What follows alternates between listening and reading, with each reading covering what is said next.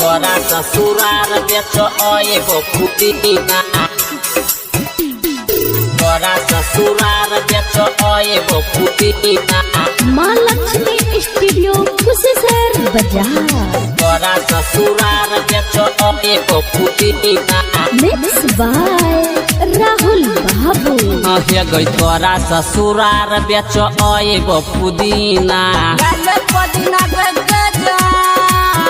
हाँ खरा दिल आई है गे छौरे हसीना बेचै छी पुदीना गे बेचै छी पुदीना अल्हुआ बेगन यारा रखै छियै झिंगा अल्हुआ बेगन यारा रखै छियै झिंगा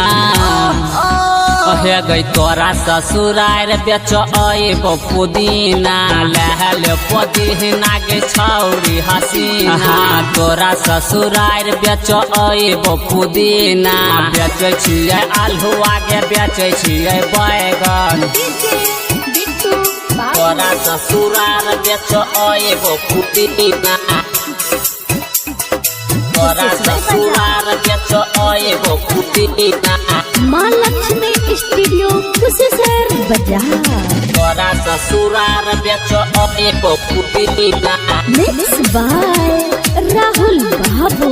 हे गए ठेला लगेबो तोरा घर के अगारी हाला जे करबो मिल यहाँ गे बारी देबो हम जाना तोरा नगद उधार गे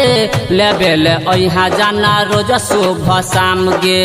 4 रुपए किलो बेचे छियान जल्दी हाँ ठेला लगेबो तोरा घर के अगारी हाला जे करबो मिल यहाँ गे बारी देबो हम जाना तोरा नगद उधार गे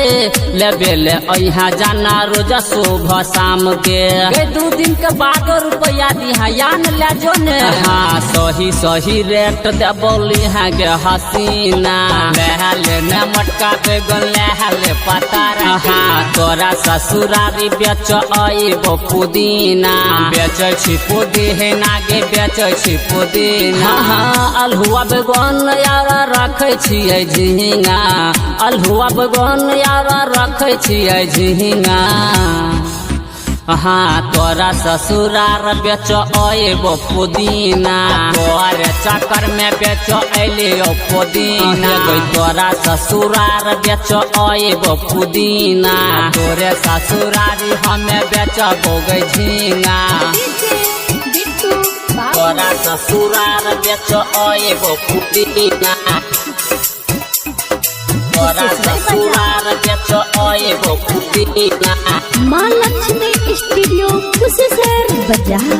तोरा ससुरार बेचो एगो पुदीना मिक्स बाय राहुल बाबू हे गे नहरा वाला माँ जहल बहुत ससुरार में पता नहीं चल देबो तोरा भतार के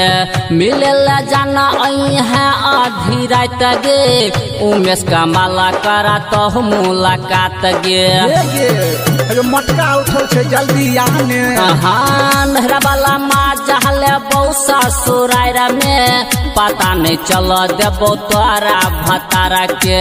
मिले ला यहाँ जाना तू आधी रात गे उमेश का माला करा तो मुलाकात गे जल्दी आन की चल जायो हाँ राहिट रोहित तोरा कहै छौ हसीना बलका छिड़के नमा कहा बेचै छी हसीना तोरा ससुरारी बेचो एगो पुदीना ले लो पुदीना ले लो हसीना हाँ अल्हुआ बेगन यारा रखै छियै झिंगा